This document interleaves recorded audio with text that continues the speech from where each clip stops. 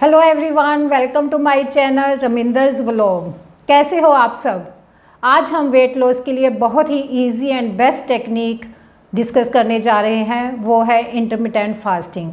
Intermittent fasting क्या है और ये हमारी कैसे हेल्प करता है वेट लॉस के लिए।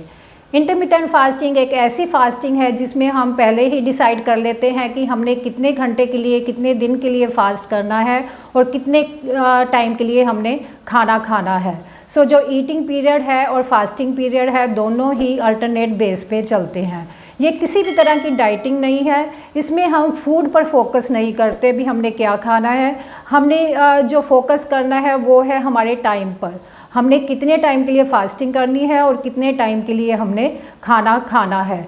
ये इंटरमिटेंट फास्टिंग बहुत टाइम से, बहुत सालों से चलती आ रही है, बट ये पहले डिटॉक्स के लिए और क्लींजिंग प्रोसेस के लिए यूज़ होती थी, बट आजकल ये बहुत फेमस हो चुकी है वेट लॉस के लिए। सभी लोग ये समझते हैं कि ये बहुत ही ईजी वे है वेट लॉस के लिए और हम इसे अपने लाइफस्टाइल में ईजिली अडॉप्ट कर सकते हैं।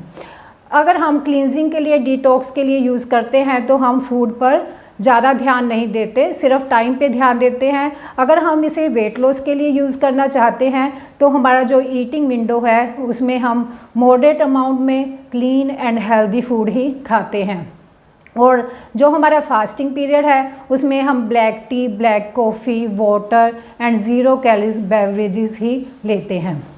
Not only this, weight loss के साथ साथ इसके जो दूसरे बेनिफिट्स हैं वो है आप बहुत ज़्यादा एनर्जेटिक फील करोगे, आपकी जो मेंटल क्लैरिटी है काफ़ी क्लियर हो जाती है और जो कंसंट्रेशन ऑफ माइंड भी इंक्रीज़ होता है। अलॉन्ग विद दिस जो fat burning power of body काफ़ी इंक्रीज़ हो जाता है और मेटाबॉलिज्म बूस्ट होता है। इसके साथ साथ आपकी insulin level, sugar level of body reduce होती है और जो हमारी हार्ट रिलेटेड डिजीज़ हैं वो भी कम हो जाती हैं और हमारी लॉन्जेविटी भी काफ़ी हद तक बढ़ जाती है। अब ये इंटरमिटेंट फास्टिंग भी कई तरह की होती है, मेनली जो है वो है 3 तरह की। जो फर्स्ट है वो है आवर्स में 16 to 8 hours intermittent fasting. Second है 5 to 2 days फास्टिंग। थर्ड है ईट स्टॉप ईट फास्टिंग। हाँ जी, इसमें अब क्या डिफरेंस है। जो फर्स्ट है 16 to 8 आवर्स फास्टिंग, हम इसमें 16 आवर्स के लिए फास्ट रखते हैं, 8 आवर्स के लिए हम कुछ भी खा सकते हैं। और 5 to 2 days फास्टिंग में हम 5 days के लिए नॉर्मल डाइट लेते हैं, बट वीक में एनी 2 days, कोई भी 2 दिन आप चूज़ कर सकते हो जिसमें आपको लेस कैलोरीज खानी है, 500 to 600 कैलोरीज तक। और जो थर्ड है ईट स्टॉप ईट फास्टिंग, उसमें आपको 5 days नॉर्मल डाइट लेनी है, बट 2 days आपको फास्ट करना है। Complete 24 hours for twice in a week आपने फास्ट करना है, जिसमें आप वाटर और नील कैलोरीज बेवरेजेस ले सकते हो। जो इसमें जो मोस्ट पॉपुलर है वो है first one, 16 to 8 hours fasting. ये बहुत ही इजी एंड फ्लेक्सिबल फास्टिंग है। इसमें आपको सिर्फ कुछ आवर्स के लिए ही फास्टिंग करनी है। जो अगर आप सोचते हो कि 16 hours still very long for us, तो आप 14 आवर्स से भी स्टार्ट कर सकते हो और 15 आवर्स स्लोली ग्रेजुअली आप 16 आवर्स तक पहुंच सकते हो। और अदर साइड देखा जाए, आपको लगता है 16 hour very normal for me, sometime कि हमें लगता है कि हम नॉर्मली 16 आवर्स तक भूखे रहते हैं, तो आप इसे कॉन्शियसली काउंट कर 16 to 17 तक रीच कर सकते हो और 17 to 18 तक फास्टिंग कर सकते हो। और जो आपका ईटिंग विंडो है वो कम होता जाएगा, वो 8 से 7 आवर और 6 आवर्स भी हो सकता है। तो इससे क्या होता है कि अगर आपका ईटिंग विंडो शॉर्ट है तो ऑब्वियसली जो आपका कैलोरीज इंटेक है वो काफ़ी कम हो जाता है। अगर आप दिन में 3 मील्स लेते हो तो आप ऑब्वियसली 2 लोगे, अगर 2 लेते हो तो आप 2 के साथ स्नैकिंग करना बंद कर दोगे तो कैलोरीज इनटेक आपका ऑटोमेटिकली कम हो जाता है। 16 to 8 आवर्स फास्टिंग को मैं आपको थोड़ा और एक्सप्लेन करना चाहूँगी विद सम मोर एग्जांपल्स।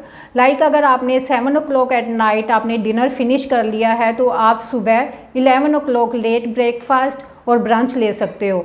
अगर आप सोचते हो कि आपने डिनर आपके नॉर्मल लाइफ में आप डिनर फैमिली के साथ करते हो, लेट डिनर लेते हो फॉर एग्जांपल 9 o'clock, तो आप नेक्स्ट डे 1 o'clock आप अपना प्रॉपर लंच ले सकते हो, बट बीच में आप मैक्सिमम पानी पियो और नील कैलोरीज बेवरेजेस ले सकते हो।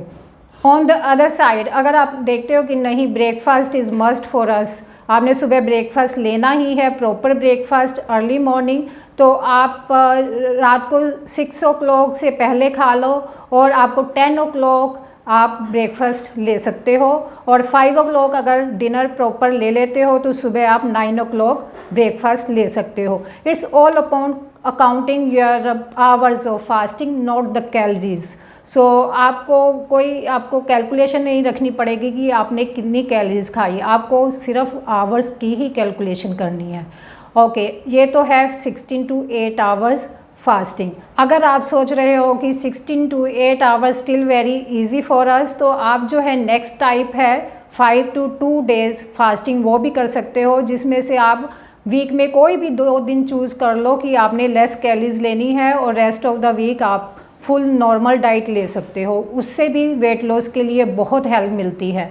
और after even this next step है जो कि टोटली फास्ट रखना है, ट्वाइस इन अ वीक, जिसमें हम ईट स्टॉप ईट फास्टिंग है, जिसमें हम 5 days नॉर्मल डाइट लो और कोई भी 2 दिन वीक में आप फुल्ली 24 आवर की फास्टिंग रख सकते हो। इससे भी रिजल्ट्स बहुत अच्छे आते हैं। इसमें सिर्फ आपको फूड पे कैलोरीज काउंट करने की कोई टेंशन नहीं है, जो है आपको काउंट करने हैं वो आपके आवर्स, कितने टाइम के लिए आपने फास्टिंग करनी है। इस फास्टिंग का एक बेनिफिट ये भी है कि हम जितना भी वेट लूज़ करते हैं हम परमानेंटली करते हैं और हम इसे मेंटेन रख सकते हैं फॉर एवर। और जो फास्टिंग है इसे हम अपनी लाइफ में कंटिन्यू कर सकते हैं फॉर लॉन्ग टर्म। आप इसमें से कौन सी फास्टिंग को ट्राई करना चाहोगे, प्लीज़ ज़रूर ट्राई करना, और चाहो तो आप अभी से शुरू कर सकते हो, लिख सकते हो कि आपने नेक्स्ट आवर्स में कितने टाइम के लिए फ़ास्टिंग करनी है और कब आपने डाइट लेनी है। तो आप अपने जो एक्सपीरियंस है मुझसे शेयर करना मत भूलना नीचे कमेंट बॉक्स में। और अगर आपको मेरी वीडियो पसंद आई हो तो प्लीज़ शेयर एंड सब्सक्राइब करना। Thank you for watching me and see you in the next video.